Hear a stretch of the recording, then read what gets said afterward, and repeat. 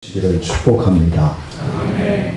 지난 시간 바울이 아테네인들과 구주이신 예수님과 부활을 주제로 변론한 내용에 대해 살펴보았습니다.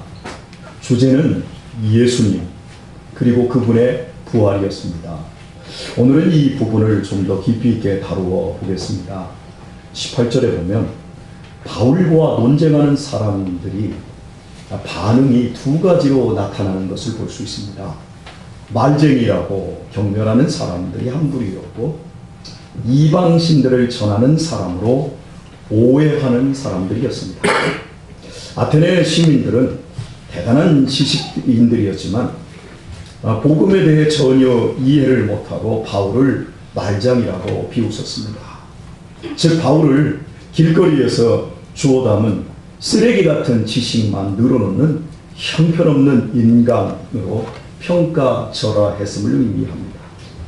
2000년 전 아테네뿐만 아니라 시공간을 뛰어넘은 오늘에도 세상은 저 같은 목사를 먹사라며 비난하고 안타까운 마음으로 복음을 전하려 하는 사람들에게 오히려 말쟁이라고, 말만 잘하는 사람이라고 경멸적인 표현을 쓰는 것을 주저하지 않습니다.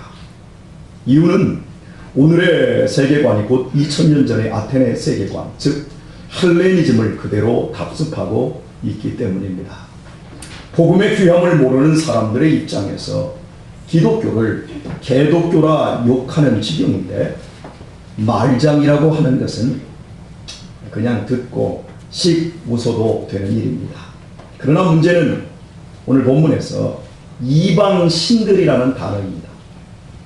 복음을 처음 듣는 아테네인들의 입장에서 복음은 분명히 예수라는 이방신을 전하는 것은 맞습니다. 문제는 그것이 복수라는 것입니다. 두 명의 신을 전하는 것이 아니고 세 명의 신을 전하는 것이 아니고 오직 예수 한 분을 전했는데, 그들이 알아들을 때는 이방신들로 알아들었습니다. 왜 단수가 아닌 복수형 이방신들을 전하는 사람으로 여겼겠습니까? 예수와 몸의 부활이라고 할 때 이 부활이라는 단어까지 신으로 오해하는 것입니다. 예수를 헬라어 원음 발음으로 쓰면 이렇습니다. 이예수스로 표기합니다. 또 부활은 아나스타시스 이렇게 씁니다. 이예수스는 유대인들 중에서 흔한 이름이었기에 아테네인들 역시 사람의 이름이라는 것은 충분히 알 수 있었습니다. 그런데 그들의 언어 속에 이미 들어있는 단어인 부활까지도 신의 이름으로 오해했다는 것은 그들의 정신 수준, 그들의 가치관을 보여주고 있습니다. 흔히 하늘과 땅 차이라는 말을 할 때 상대방의 상식과 혹은 수준의 차이가 현격함을 의미합니다. 바울이 전한 복음과 아테네인들이 가진 철학적인 사고의 차이는 하늘과 땅만큼이나 큰 것이었습니다. 오늘 우리의 신앙적인 사고와 세상 사람들이 갖고 있고 세상 사람들이 말하는 신앙적인 사고의 차이 역시 비슷해 보이지만 사실은 천지의 간근만큼이나 크다 할 수 있습니다. 본문의 한글 성경에 에피쿠레오인데요. 실제 발음은 에피쿠루스입니다.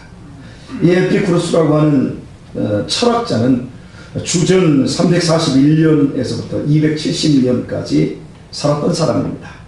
플라톤 철학을 공부하다가 불만을 품고 독자적인 사상을 정립했는데 그 중심 사상은 현실적 쾌락주의였습니다.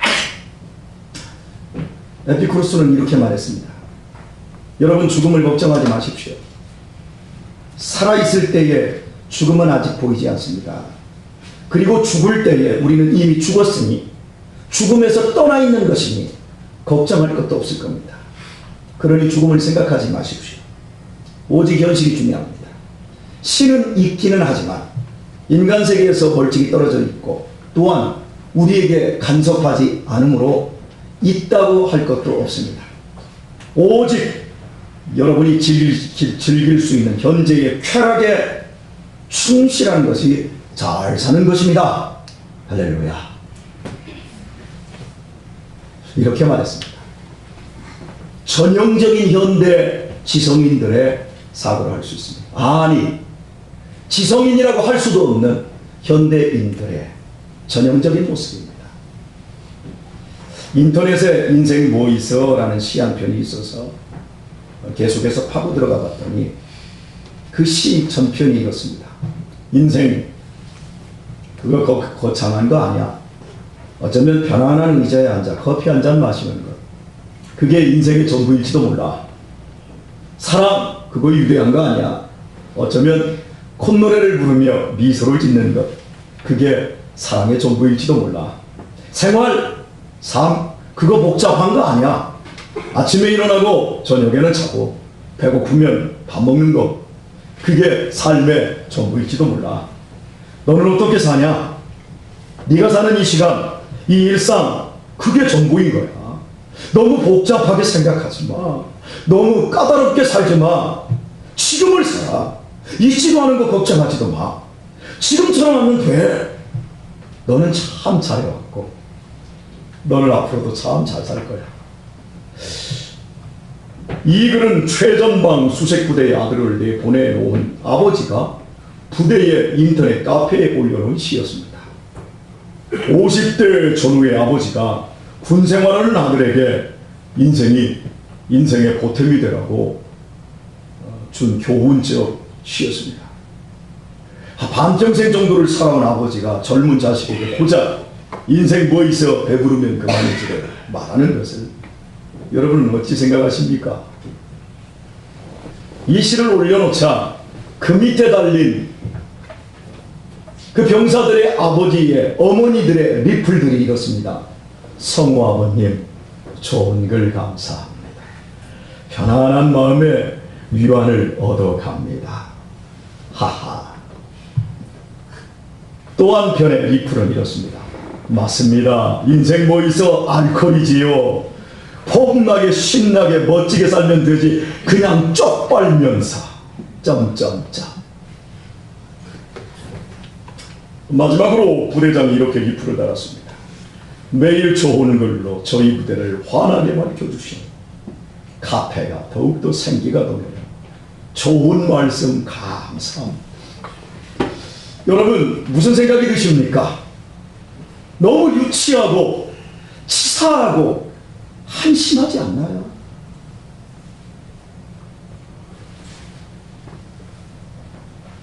이 시대는 전형적인 에피쿠로스, 즉 현실적이며 물질적인 쾌락주의자들입니다.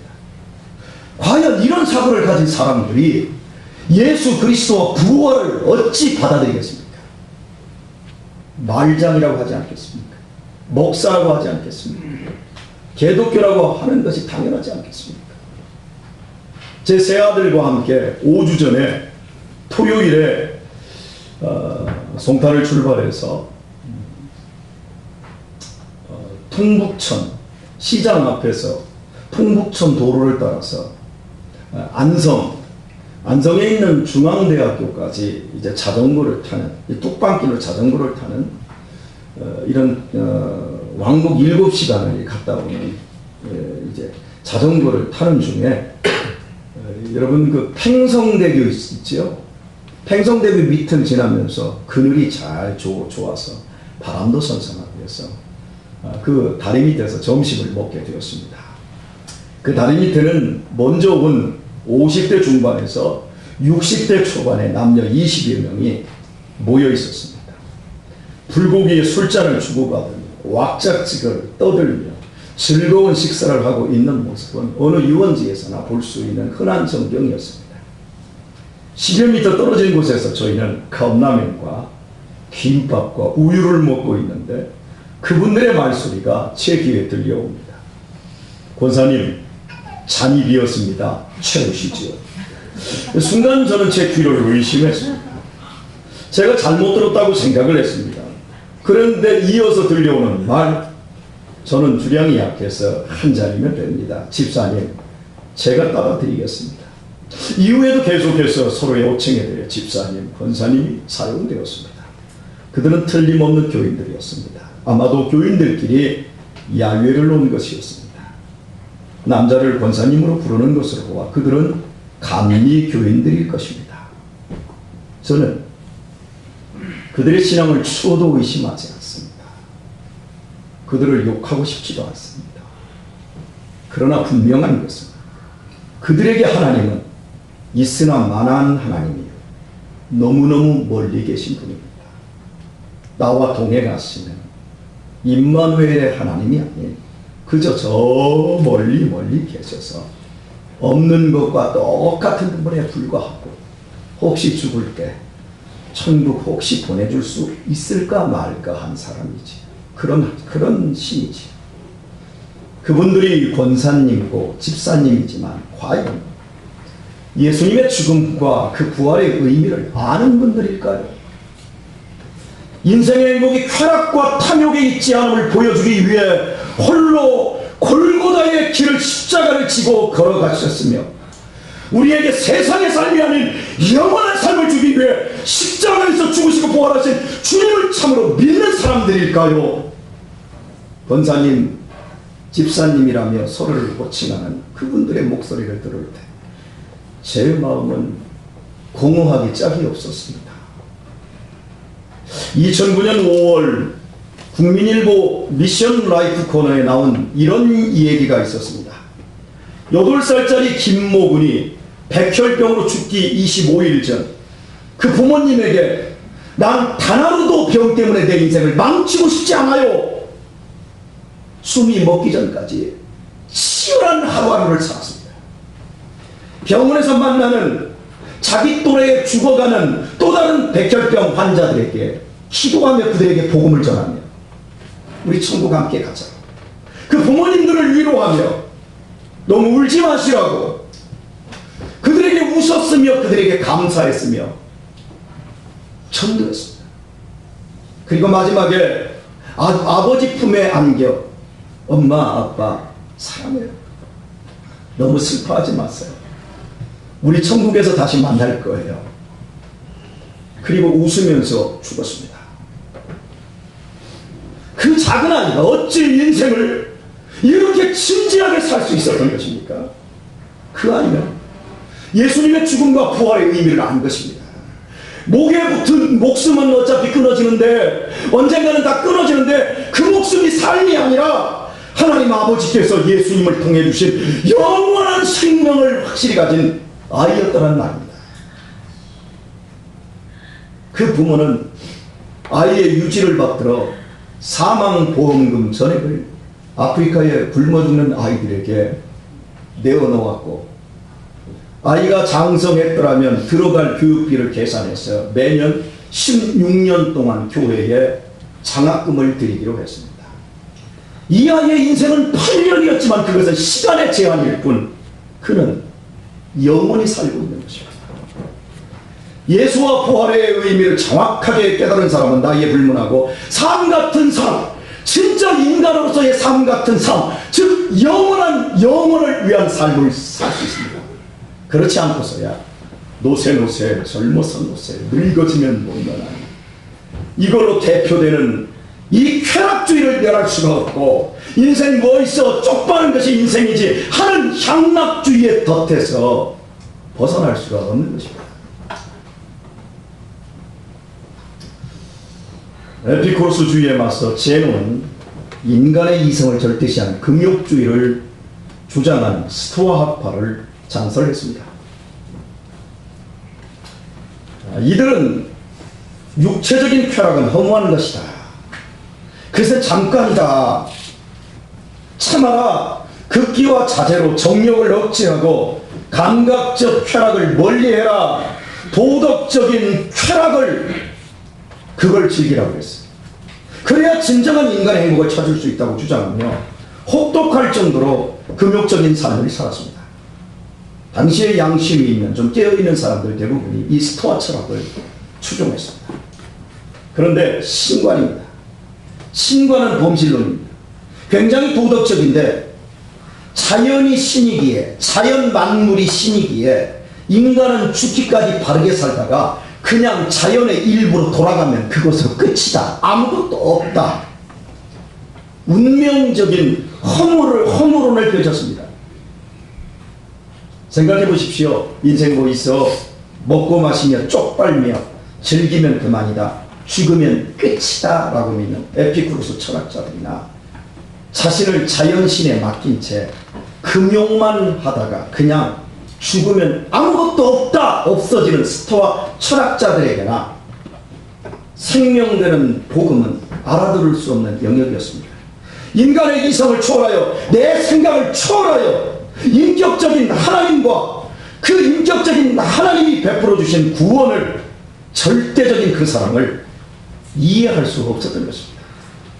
그러니 복음을 전하는 바울을 말쟁이라 경멸하고 부활일까지도 신의 이름으로 착각할 수밖에 없었던 것입니다.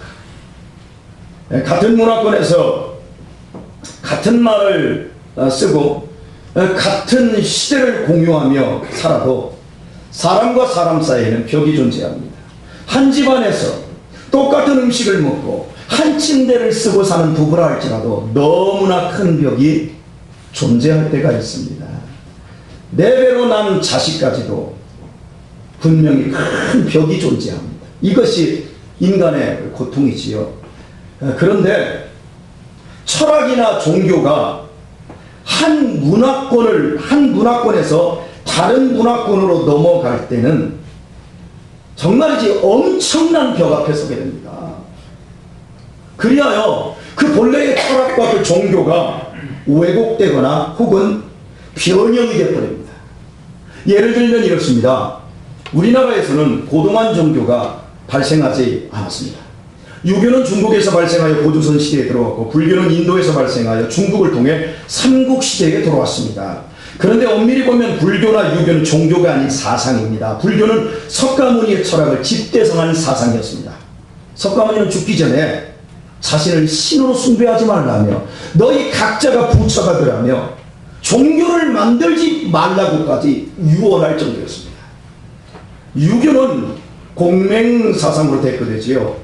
성인이 되라, 군자의 삶을 살아라. 일종의 윤리고 사상으로는 정치적인 사상이었습니다. 그런데 그의 제자들이 죽은 스승을 좋은 밥벌이 수단으로 이용하고자 곧바로 종교화를 시켜버렸습니다. 제사상부터 갖다 놔버렸습니다. 종교가 된 유교와 불교가 우리나라에 들어와서는 완전히 다른 종교로 변질되어 샤머니즘적으로 바뀌어버렸습니다. 그 예로서 여러분이 절간에 가서 이상하지 않게 느끼는 것 중에 하나가 절간에 가면 부처 굴이 있습니다. 참된 불교는 그것이 없어야 불교가 되는 겁니다. 공즉시색, 색즉시공. 분명히 반야신경에서도 분명히 얘기합니다. 공즉시색, 색즉시공. 그 어떤 것도 색을 입혀서는 안 된다. 네가 부처다. 그런데 거기다 다 색을 입히는 거예요. 자기가 생각하는 색을 입히고 깨달음은 없고 샤머니즘만 있는 것입니다. 비나이다. 그래서 우리 국민들이 모두 존경하고 따랐던 성철 스님, 그 스님은 불상을 모두 없애야 한다고 주장했습니다. 그래서 니은털이 박혔지. 그런데 그걸 없앨 수가 없어요. 왜냐하면 없애면 밥벌이가 안 되거든. 누가 옵니까? 그 심오한 가르침을 받으려고. 유교도 생각해 봅니다. 여러분은 유교하면 무엇이 떠오르십니까? 유교. 뭐가 떠올라요? 제사가 떠오릅니다. 그러나 유교의 심벌은 제사가 아닙니다. 유교는 인의예지신 사람됨의 길입니다. 제사가 나왔으니까 이걸 적용을 해봅시다. 부모님 살아생전에 살아있을 때 효를 다하라는 것이 유교의 근간입니다. 그런데 살아있을 때는 효를 안 하고 죽어서 효를 다하는 제사로 대체되었습니다. 제사에 열심내는 이유가 무엇일까요? 효는 없고 죽은 부모가 귀신이 되어서 그날 제사밥 먹으러 온다는 것입니다. 그것이 핵심입니다. 제가 유교 문헌 어디를 뒤져봐도 이 얘기가 없어요. 그런데 저는 중학교 2학년 때까지 저희 집에서 날 거의 뭐 한 달에 한두 건씩은 제사를 지냈어요. 형님은 일찍 나갔으니까 제가 우리 어머니가 제사를 모시라고 하니까 제가 제사를 다 했지요. 뭐 홍동백서, 어둠수사, 구동미서, 뭐 시청, 뭐 저는 지금도 목사지만 하라고 하면 제가 제사상 다 차릴 수 있어요. 그리고 얼마든지 혼자 할 수 있습니다. 제 어머니께서 제사상 안 보면 야 해코지한다 그러시더라고요. 그날 제사상을 차려주지 않으면 귀신된 조상이 해코지한다는 것입니다. 자식이 부모를 무시하고 부모에게 못해먹게 할 망정, 그래도 부모는 자식에게 모든 것을 주는 것이 부모 마음입니다. 그렇지요? 저는 부모가 귀신이 되었다 할지라도 마찬가지일 거라고 생각합니다. 제사상 안 차려준다고 자식들을 괴롭히고 망하게 한다면 어찌 부모 귀신이 될 자격이 있겠습니까? 그건 못돼 먹은 귀신이지. 왜 부모가 부모 귀신이 해코지를 한다는 이런 생각을 합니까? 살아생전 효를 다하지 않은 두려움막심한 사람들의 두려움 속에서 생겨난 발상입니다. 이런 의미에서 유교를 누가 허물고 있습니까? 불교인이나 기독교인이 이슬람 교인이 허무는 것이 아닙니다.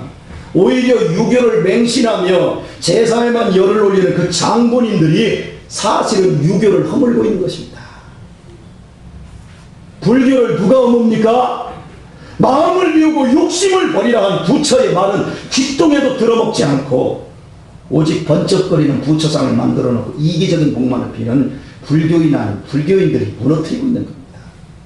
같은 동양권에서 발생한 사상적 종교가 이렇게 변질되었다면, 우리나라에 들어온 동양권에 있는 종교가 이렇게 왜곡되었다면, 이스라엘 땅에서 발생해서 지중해를 넘어 유럽으로 서진하여 지구를 한 바퀴 뺑 돌고 우리나라에 들어온 기독교는 어떻겠습니까?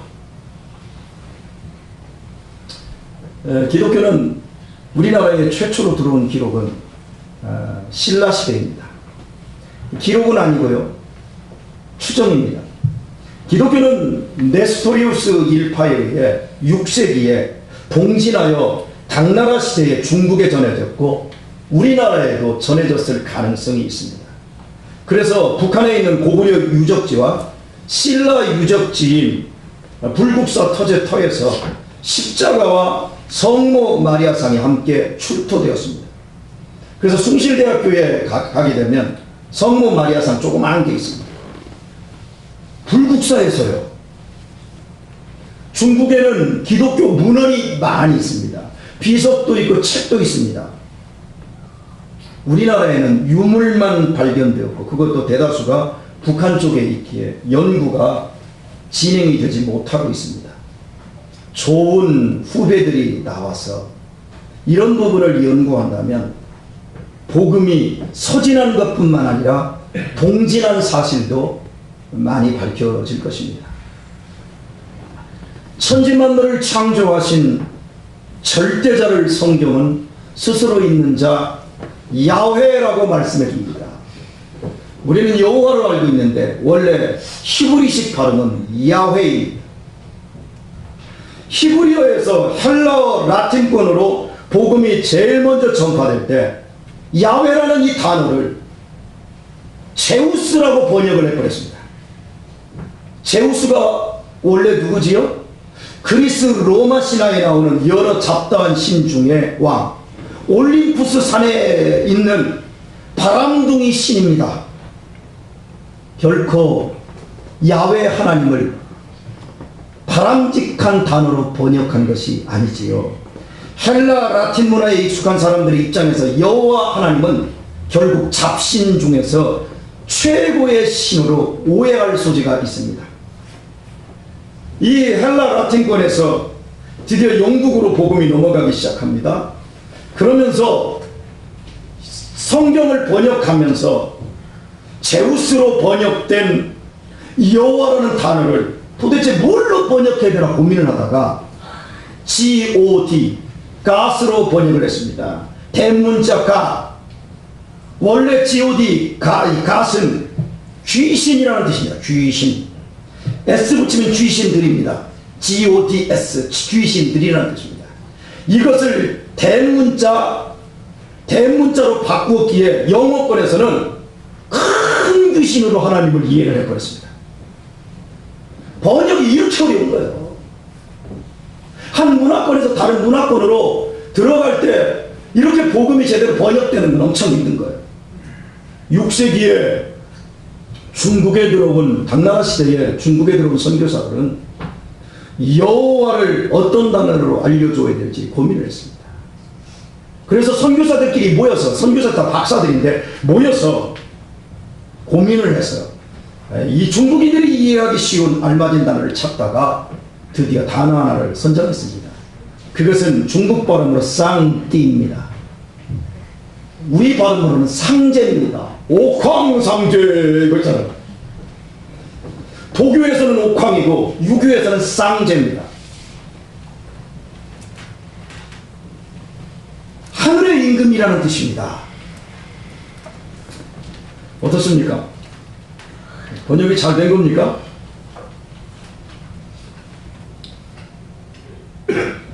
하늘의 임금. 적당한 번역, 적당한 이름 같지만 성경의 하나님을 바르게 번역할 수 없었습니다. 왜냐하면 거대 중국 문화권에 있는 사람들로서 여호와를 상제라 부르니까 이건 유교와 같은 신이네, 우리가 이미 믿고 있는 신하고 똑같은 애, 전혀 그들은 이해를 못하는 거예요. 야훼라는 이름을 번역하는데 가장 어려움을 겪은 나라는 일본입니다. 14세기 프란시스 하비에르가 마카오를 출발해서 나가사키에 들어갑니다. 그리고 복음을 전하면서 야훼 하나님에 대한 단어를 이렇게 썼습니다. 다이니치였습니다. 하나님을 믿으세요. 이것을 일본어로 옮기면 다이니치 신지 마시오입니다. 다이니치 신지 마시오. 한번 해볼까요? 다이니치 신지 마시오. 그런데 3년 정도 되었을 때 난리가 났습니다. 수많은 사람들이 막 모였습니다. 하나님을 예배한다고, 이 사람들이 하나님을 믿는다, 막 기하급수적으로 사람들이 늘어나기 시작했습니다. 그런데 난리가 나버렸습니다. 왜냐하면 다이니치는 일본 불교의 진원종에서 말하는 대광불이었기 때문입니다. 하비에르는 최초의 일본인 세례자였던 안지로의 말만 듣고 잘못 번역하여 결국 부처님을 믿으세요, 부처님을 믿으세요 해서 일본인들은 교회에 모여서 자기들은 부처님을 믿는 줄 알고 있었던 거예요. 데우스 신지 마시오. 참 어려운 일입니다. 그래서 이제는 신지 마시오, 즉 믿으세요는 일본말로 하고, 신약 성경에 하나님을 번역한 걸, 야훼를, 히브리어 성경 야훼를 신약 성경에서 제우스를 사용했다고 그랬잖아요. 그래서 성경 그대로 쓰자. 그래서 제우스를 사용해서 제우스 신지 마시오 그랬더니 일본 사람들이 욕을 하면서 돌까지 집어던지는 사태가 벌어졌습니다. 선교사들이 막 돌을 맞아 피 흘려요. 왜냐하면 이 제우스는 일본어 단어의 왕 거짓말과 발음이 똑같았기 때문입니다. 처음에는 다이니치 신지 마시오, 부처님 믿으세요 그러더니 이제 그게 아니야 그러더니 왕뻥을 믿으세요 이러는 거예요. 여러분, 예수님 믿으세요 해도 어려운 일인데 왕뻥을 믿으세요 이런, 이게 돌멩이 날아오지요. 이런 실수로 인해서 일본은 복음화가 성공할 수 없었다고 봅니다. 정확하게 복음이 전달되지 않는 것입니다. 이런 시행착오를 거친 후에 지금은 하나님을 가미사마라고 부릅니다. 가미, 가제 특공대 있잖아요. 가미 할 때 귀신이거든요. 가제, 바람, 신풍이라는 뜻이죠. 신풍이라는 뜻이에요. 가미, 가제가. 가미사마라고 부릅니다. 지금은 하나님을. 그런데 가미사마 역시 고유한 명사가 아니에요. 일본 천황을 향해서도 가미사마 이렇게 부르고, 귀신들에게도 가미사마 이럽니다. 그러니 여전히 일본 사람들에게 삼위일체 하나님을 제대로 설명할 길이 없는 거예요. 여전히 혼돈과 혼동 상태입니다. 이렇듯 타 문화권의 복음이 들어갈 때 그 복음이 정확히 전달되는 것이 거의 불가능하다고 할 수 있습니다. 그런데 우리는 헬라어, 영어, 중국어, 일본어권하고는 전혀 다른 이름으로 여호와를 뭐라 불러요? 하나님이라고 부르고 있어요. 그리고 이 여호와 야훼를 하나님으로 번역을 한 겁니다. 여러분 여기서 하나님은 무슨 뜻입니까? 하늘님이라는 뜻을 갖고 있나요? 하늘님의 뜻이 아닌 오직 하나뿐인 한 분 하나님이라는 뜻이에요. 하느님이 아닌 하나님입니다. 하느님으로 번역되어 나온 성경이 있지요. 결코 명확한 번역일 수 없습니다.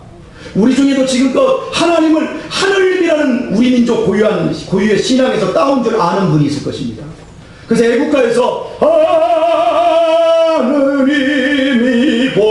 하느님이 보호하사인데 이게 원래 하느님이 보호하사가 아니라 하나님이 보호하사 우리나라 만세, 이게 원래 찬송가가 우리 기독교의 찬송가를 애국가로 쓰고 있는 거예요. 근데 세상 사람들이 기분이 나쁘니까 아예 하나님 싫어, 하늘님으로 고쳐해가지고 지금은 하느님으로 통일시켜버린 거예요. 하늘은 하늘이지 하늘님이 될 수가 없고, 귀신은 귀신이지 큰 귀신이 될 수가 없어요. 하나님이 될 수 있는 분은 오직 삼위일체 하나님뿐입니다. 천지를 창조하시고 다스리시며 인간을 죄에서 구원하실 분은 오직 성경에 계시된 한 분 하나님밖에 없습니다. 1882년 로스 선기사와 백홍준, 서상윤이 중국 베이징에서 최초의 우리나라 성경인 누가복음 성경을 번역할 때 이렇게 정확한 개념으로 하나님이라는 단어를 번역했습니다. 그래서 하나님은 부처도 아니고 큰 귀신도 아니고 상제도 아니고 우리에게 아들을 내어주사 십자가로 우리의 구원을 이루어내신 유일하신 하나님, 인격적인 하나님, 지금도 살아서 역사하는 하나님을 정확하게 우리가 믿을 수 있게 되었습니다. 이것은 기독교 역사 2000년 동안 오직 우리 민족만이 받은 복이라고 할 것입니다. 한국교회는 정확하게 복음을 받았기에 정확한 신앙을 가지고 믿음으로 말미암아 선교 100년 만에 세계적으로 전무후무한 부흥과 성장의 맛을 볼 수 있었습니다. 기독교는 세상이 말하는 것처럼 말쟁이가 아닙니다. 말장난이나 하지 않습니다. 기독교는 복수의 신을 섬길 만큼 혼돈스럽지도 않습니다. 우리는 성경에 나타난 오직 한 분이신 하나님을 정확하게 믿고 그 하나님을 정확하게 섬깁니다. 우리는 결코 희미한 신앙이 아닙니다. 사생관이 정확한 선명한 신앙입니다. 우리가 정확하게 믿을 때 하나님을 믿는 자의 아버지로서 그 인생을 예수 그리스도의 부활의 생명으로 축복하십니다. 이렇게 선명한 기독교인데 오늘날 많은 크리스천들이 흐리멍텅하게 예수님을 믿습니다. 그리하여 크리스천들이 말만 잘하는 사람들이라고 비아냥을 받으며 기독교가 잡신을 믿는 사람들처럼 취급되고 있습니다. 저급한 신을 섬기는 사람들. 그래서 기독교인들이 윤리와 도덕과 교양적으로 정말 저급한 사람이라는 욕을 들어먹습니다. 누가 기독교를 머물고 있습니까? 바로 선명한 기독교를 불투명하게 믿는 기독교인들이 무너뜨리고 있습니다. 저는 여러분이 지금까지도 잘하셨지만 오늘부터 더욱더 하나님을 선명하고 확실하게 믿을 수 있기를 바랍니다. 저희 교회가 속한 노예는 남수원 노예입니다. 남수원 노예에 속한 교회 중에 구 직산에 남산교회가 있고 남산교회를 오래도록 심호하고 계시는 목사님이 정철원 목사님이십니다. 그 목사님 교회에 불신 남편을 하늘처럼 섬기며 30여 년을 믿음 생활하시다가 59세에 죽은 권사님이 계시답니다. 있었답니다. 예. 술 먹고 주사 부리고 구타하는 남편이었지만 이 권사님이 30여 년의 그 핍박을 다 받으면서도 교회를 신실하게 섬기셨는데 이 권사님이 죽기 전 2번에 걸쳐서 천국문이 열렸다, 천국이 보인다고 말을 하더랍니다. 그 말을 할 때마다 권사님 얼굴에서 광채가 뿜어져 나오는 것을 교인들과 그 권사님의 남편이 보았답니다.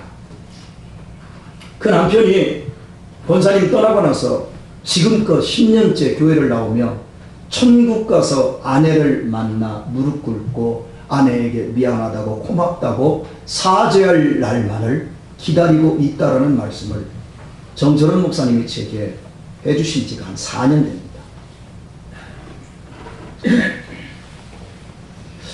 교회를 불신하며 자기 쾌락만을 위해 자기 아내조차 두들겨 패던 이 현실 쾌락주의자였던 남편이 여러분 어떻게 교회에 나오게 되었을까요?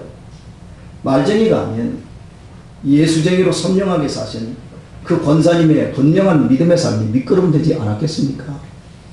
30여 년의 고통의 세월 속에서도 예수님의 부활 생명을 붙들고 날마다 순교의 삶을 사는 권사님에게 살아계신 하나님께서도 남편 앞에 열렸던 지옥의 문은 닫으시고 친히 하늘 문을 열어주신 것 아니겠습니까? 말씀을 맺겠습니다. 어떤 사람도 열심히 살지 않는 사람은 없습니다. 모두 나름대로 치열하게 삽니다. 아침부터 저녁까지 정말 힘들고 버겁게 삽니다. 열심히 삽니다. 그런데 죽음 앞에 서면 대부분의 인생들이 마구잡이로 살았다는 느낌을 갖습니다. 열심히 살았는데 남은 것이 없어요. 허무밖에 없어요. 쾌락을 즐기며 쾌락을 마음껏 누리며 살았는데도 허무하고, 도덕적으로 성인 군자처럼 살았는데도 허무하고, 결국 죽기 위해 산 것밖에 없다라고 하는 자괴, 그것이 인생의 결론이랍니다. 주 안에서 사랑하는 교우 여러분, 오직 한 분이신 만물의 주인 되신 하나님 아버지께서 저와 여러분을 사랑하십니다. 어느 정도 사랑하십니까? 손주들 있지요. 자식들 키울 때는 화도 내고 성질도 냈는데 손주들은 그냥 보기만 해도 막 가슴이 찡할 만큼 눈물이 팔돌 만큼 이쁜 그만큼, 아니 그보다도 더 크게 하나님이 저와 여러분을 사랑하신답니다. 그 증거로서 우리에게 예수님을 보내주시고 우리의 죄를 대신하여 십자가에서 죽게 하심으로 우리의 모든 죄를 다 갚아주셨습니다. 뿐만 아니라 그 주님을 다시 부활시키심으로 우리에게 영원한 생명을 주셨습니다. 이 복음을 여러분은 믿으십니까? 여러분이 이 복음을 정말 믿는 사람이라면 이제부터 여러분의 그 믿음을 말로 하는 말쟁이가 아닌 예수님처럼 행동으로 하는 예수장이가 되십시다. 헌신을, 봉사를 입으로 하는 말쟁이가 아닌 예수님처럼 죽기까지 삶으로 하는 예수장이가 되십시다. 사랑을 아름다운 미사여구로 어쩌고 저쩌고 하는 말쟁이가 아닌 예수님처럼 나의 죽음으로 너를 살리는 예수장이가 되십시다. 두 번 살기에도 아까울 정도로 귀하게 하루하루를 사십시다. 죽기 위해 사는 사람이 아닌 영원히 살기 위해 사는 사람이 되십시다. 먹고 마시기 위해 재미있게 살기 위해 사는 사람이 아니라 사랑하기 위해 사는 사람이 되십시다. 하나님은 이렇게 말씀하십니다. 나를 존중히 여기는 자를 내가 존중히 여기고 나를 멸시하는 자를 내가 경멸하리라. 나를 존중히 여기는 자를 내가 존중히 여기고 나를 멸시하는 자를 내가 경멸하리라.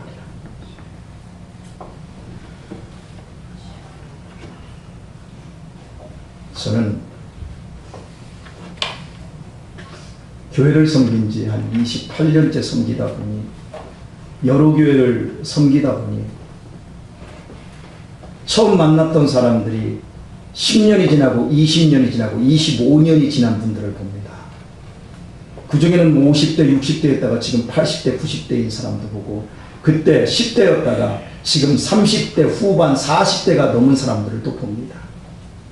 그런데 아십니까? 신앙생활, 정말 하나님과 교회를 존중히 여긴 사람들과 경멸하고 무시했던 사람들과 20년, 25년 후에 삶의 결과가 완전히 다르다는 것을 저는 제 눈으로 확인합니다. 우리가 선명하게 신앙생활을 한다면, 우리가 확실하게 신앙생활을 한다면 분명 지금으로부터 우리의 남은 여생애 동안 하나님께서 놀랍도록 도와주실 것입니다. 부디 지혜로우셔서 남은 인생의 때를 천사들이 흠모할 만큼 멋진 인생으로 살 수 있기를 주의 이름으로 축원합니다. 기도하십시오.